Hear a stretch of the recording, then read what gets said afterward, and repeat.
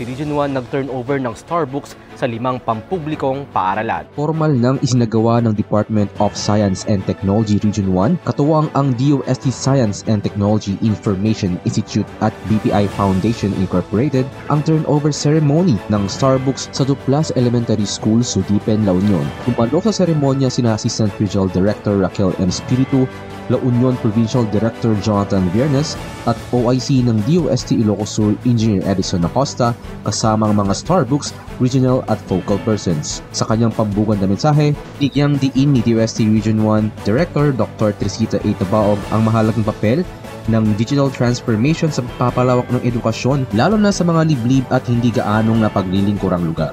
Anya, isinusulong ng DOST ang inklusibong edukasyon upang matiyak na walang batang maiiwan sa larangan ng pagkatuto. Nagpahayag naman si Ms. Patricia Joy Ungkiko, Program Manager ng BPI Foundation Incorporated, ng buong suporta sa Starbooks Project. Binahagi niya ang layunin ng kanilang organisasyon na magtaguyod ng edukasyong pantay-pantay at abot kaya. Ang Ungkiko, layunin ng kanilang donasyon ng mga computer na may lamang Starbooks ay pukawin ang kuryosidad, hubugin ang kasanayang 21st century at magbukas mas maraming oportunidad para sa mga estudyante. Pinagkaloob ang mga Starbooks equipment kabilang ang mga computer set, kiosk, at Wi-Fi router sa 5 benepisyaryong paaralan dito sa Region 1. Daga Elementary School ng Burgos, Ilocos Norte, Rosario Elementary School ng Cervantes, Ilocos Sur, Duplas Elementary School ng Sudipen, La Union, Papayabasan Elementary School ng San Nicolas, Pangasinan at Binmaley School of Fisheries sa Binmaley, Pangasinan. Pahayag ng pasasalamat ang bawat paaralan sa kanilang mensahe at kinilala ang suporta ng DOST STII, DOST Region 1 at BPI Foundation sa pagbibigay ng pantay na oportunidad sa edukasyon. At hinimok naman ni Air D. Spiritu ang mas masigasig na paggamit ng Starbooks upang pasiglahin ang inobasyon at habang buhay na pagkatuto, katuwang sa adhikain ng DOST na wakasan ang digital divide sa edukasyon. Mula rito sa DOST Region 1, ako si Christian Casimiro nag-uulat. DOST 1 Siglat, 1 DOST for you.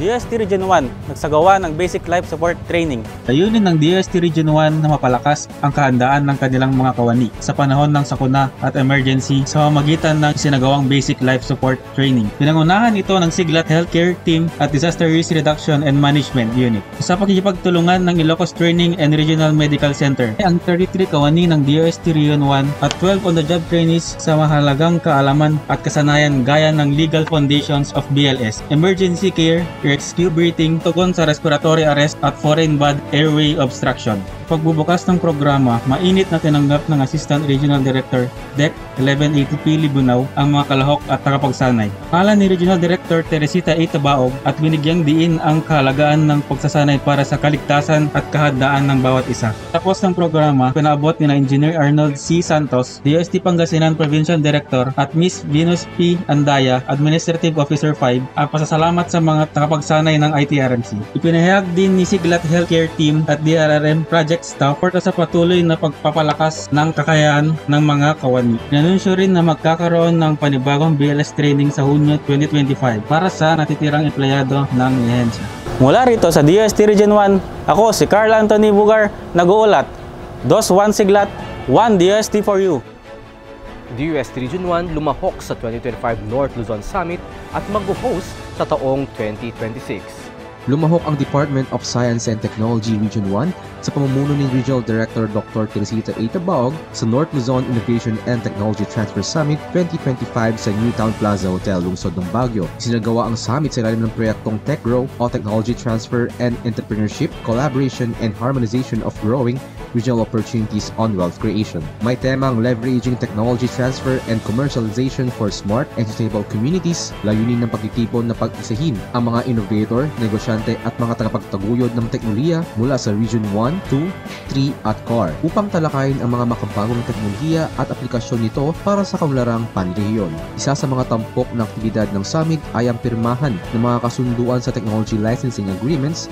Sa panig ng Region 1, lumagda sa kasunduan sina Mr. Ferdinand Hamias, ang General Manager ng Bantog Samahan Nayon Multipurpose Cooperative ng Pangasinan, at Mr. JPS de San Juan, Head ng Business Development Unit ng DOST Food and Nutrition Research Institute, para sa paggamit ng teknolohiyang iron fortified rice na binuo ng DOST FNRI. Kabilang sa lumagda ang kinatawan ng DOST Region 1 na si Dr. Teresita A. Tabao. Naibida rin sa summit ang kwento ng tagumpay ni Ginoong Rocky D. Doctor, President ng Nutridence Food Manufacturing Corporation, na 2 beses naging benepisyaryo ng Small Enterprise Technology Upgrading Program o SETUP ng DOST Region 1. Ipinakita ang kanyang karanasan kung paanong naging susi ang tulong ng DOST sa pagpapalago ng kanilang preparasyon at inobasyon. Sa isang makasaysayang turnover ceremony, opisyal na pinasa ng DOST CAR sa DOST Region 1 ang tungkulin bilang susunod na host ng 2026 North Luzon Innovation and Technology Transfer Summit. Tinanggap ni Dr. Tabao ang simbolikong susi sa closing ceremony at nagpaabot ng pasasalamat sa tiwalang ipinagkaloob sa Rion.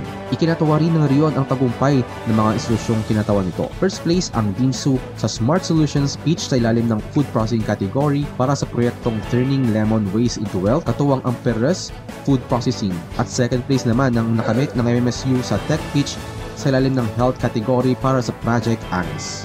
Handang pangunahan ng DOST Region 1 ang 2026 Summit bilang suporta sa lokal na inobasyon at sustainableng pag-unlad dito sa Hilagang Luzon.